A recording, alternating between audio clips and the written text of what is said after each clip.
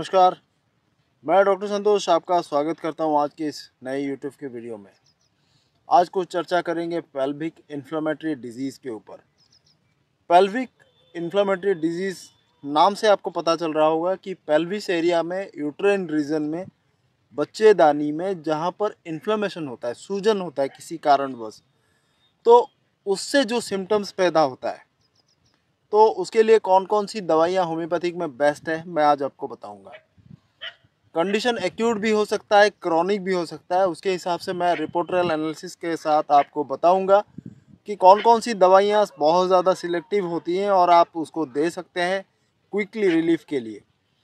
जैसे कि सबसे पहले मैं आपको बताऊंगा कि पेल्विक इन्फ्लेमेटरी डिजीज़ क्यों होता है। बहुत सारे उसका इन्फेक्शन का कारण है, चाहे वो सेक्सुअल इंटरकोर्स के दौरान हो या फिर यूरिनरी ट्रैक्ट इन्फेक्शन से हो, किसी भी कारण से हो सकता है। लेकिन उसके जो सिम्टम्स है वो हमें बहुत मायने रखते हैं।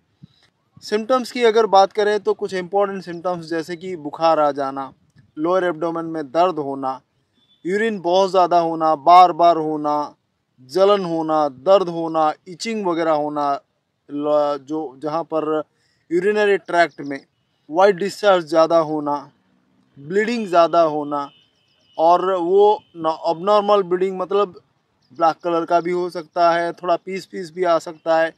तो ये बहुत तरह का है। लोअर एब्डोमेन में दर्द आमतौर पर दिखाई देता है। तो ये कॉमन सिम्टम्स है पेल्विक इन्फ्लेमेटरी डिजीज़।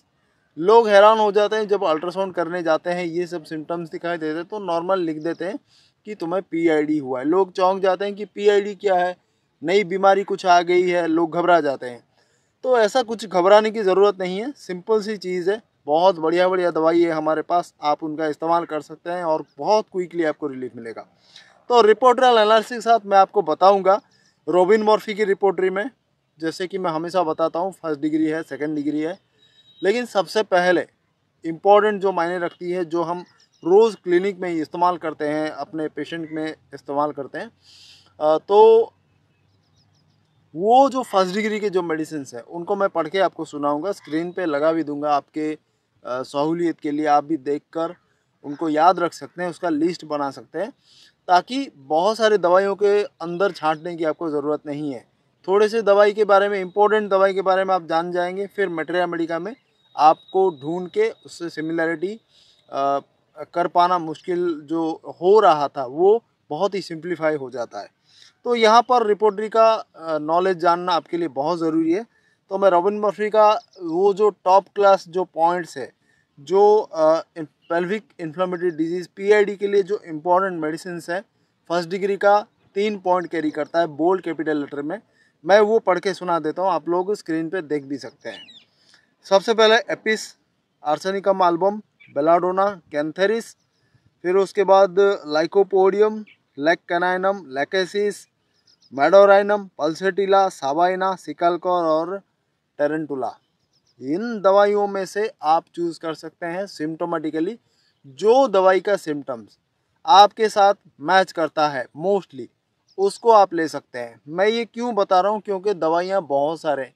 अगर आपको रिपोर्टरल एनालिसिस का पता चल गया है, एक लिमिटेड दवाई आपके पास आ गई, फिर उसके बाद उनमें से आपको छांट के निकालना बहुत आसान हो जाता है। तो यहाँ पे मैं थोड़ा थोड़ा आपको बता भी दूंगा कि Apis Arsenicum Album, Belladonna, cantharis, ये जितना भी दवाइयाँ हैं, इनमें बुखार भी हो सकता है, इनमें जलन दर्द यूरिन में भी हो सकता है, ब्लीडिंग बहुत ज़्यादा हो सकता है, और तो बदन दर्द वगैरह। लाइकोपोडियम में किडनी के सिम्टम्स आते हैं, मेडोराइनम में भी यूरिन के सिम्टम्स, बार बार रिकरेंट यूरिनेशन होता है, जलन दर्द होता है। लेकेसिस और लैक्कानाइनम, इनमें भी यूट्राइन जो ब्लीडिंग बहुत ज़्यादा होती है और उसमें जो घबराहट होती है, बेचैनी होती है, वो सब होता है, जो कि आर्सेनिकम में भी आपको मिलेगा। फिर उसके बाद पल्सेटिला, सिकलकोर और सवाइना, इसमें भी ब्लीडिंग बहुत ज़्यादा होती है और हार्मोनल इम्बैलेंस भी बहुत ज़्यादा होती है। जो यूट्राइन इन्फेक्शन कहीं सेक्सुअल प्रॉब्लम के कारण अगर हुआ है तो भी बहुत बढ़िया काम करती है। तो यहाँ पर और एक दवाई है टेरेंटुला हिस्पेनिका। सेक्सुअल डिज़ायर ज़्यादा होती है और उसके कारण उसमें अगर जो पीआईडी के सिम्टम्स आते हैं तो आप इसको दे सकते हैं। तो ये कुछ इम्पोर्टेंट जो मेडिसिन आज मैंने कहा है, ये दवाइयाँ बहुत हाईली इंडिकेट करता है। अगर किसी को है, आप इनमें से चूज़ करिए। मेटेरिया मेडिका बोरिक को लीजिए। एक एक दवाई बहुत ही लिमिटेड दवाई है, 5-7 दवाई हैं, उनको सिलेक्ट करना बहुत ही आसान हो जाएगा आपको। तो ये रहा जो इम्पोर्टेंट मेडिसिन्स। फिर नेक्स्ट मैं आपको दिखा दूंगा क्रॉनिक, अगर बार बार किसी को रिकरेंस होता रहता है, अभी एक बार हुआ, उसका थोड़ा दवाई लिया, कम हो गया, फिर बार बार आया, नेक्स्ट टाइम, ऐसे जो बार बार रिकरेंस होते रहते हैं, तो वो क्रॉनिक कंडीशन के लिए उसको सॉल्यूशन देने के लिए जो दवाइयाँ हैं, सबसे इम्पोर्टेंट है मेडोराइनम। 1 नंबर पॉइंट पे दिया गया है। 1st डिग्री का 3 पॉइंट है इसका, हाईली इंडिकेट करता है जिनको क्रॉनिक बार बार होता रहता है, तो मेडोराइनम हाईली इंडिकेट करता है। फिर 2nd डिग्री का बहुत सारे दवाइयाँ हैं, मैं पढ़ के सुना देता हूँ।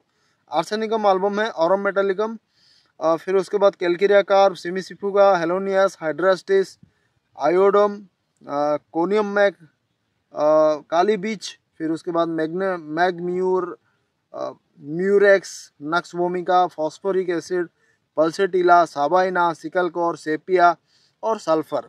तो ये 2nd डिग्री के दवाइयाँ हैं जो बोल्ड इटैलिक साइज में है। ये नेक्स्ट डिग्री में आता है अगर आपको मेडोराइनम में सूटेबल ना हुआ। तो ये इम्पोर्टेंट दवाइयाँ आपको मैं इसीलिए बता रहा हूँ कि रिपोर्टर एनालिसिस जानना बहुत ज़रूरी है। सिर्फ आप मेटेरिया मेडिका में ढूंढ के किसी भी बीमारी का सॉल्यूशन नहीं कर पाएंगे, बहुत मुश्किल हो जाएगा, क्योंकि दवाइयाँ बहुत सारे हैं और आप ढूंढते ढूंढते आपको भी कंफ्यूज हो जाएंगे कि कौन सी दवाई हमारे लिए बेहतरीन रहेगी। ये रिपोर्टर एनालिसिस जानना आप सबके लिए बहुत ज़रूरी है, इसीलिए हर एक वीडियो जो मैं रिपोर्टरी के ऊपर बना रहा हूँ, आप अच्छी तरह से देखिए, इसको नोट कर लीजिए, ताकि बोरिक का मेटेरिया मेडिका में देख के बाद में आप अपने लिए एक परफेक्ट सिमिलर, जो सिमिलिमम भी बोलते हैं, उसको चयन कर सकें, ताकि बीमारी आप तुक्केबाजी करके ज़्यादा दिनों तक उसको टालें ना, और बहुत क्विकली उसका रिजल्ट आपको मिल सके। तो आज के लिए बस इतना ही। बहुत बहुत धन्यवाद, और मेरे सारे वीडियो शुरुआत से लेकर अंत तक ज़रूर देखते रहिए, सबके लिए महत्वपूर्ण है, और अपने दोस्तों के साथ शेयर करना ना भूलिए। बहुत बहुत धन्यवाद, थैंक्स अगेन और नमस्कार।